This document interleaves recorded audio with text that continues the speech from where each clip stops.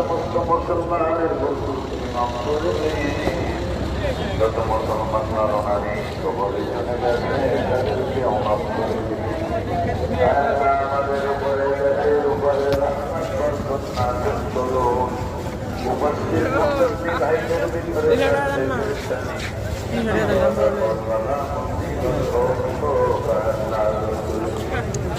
আল্লাহ দরজে মকরুমত বরকত কবুল করেন আল্লাহ মরহুম আলহাজ আবুল হাসিম সাহেব মরহুম আলহাজ আবুল হোসেন সাহেব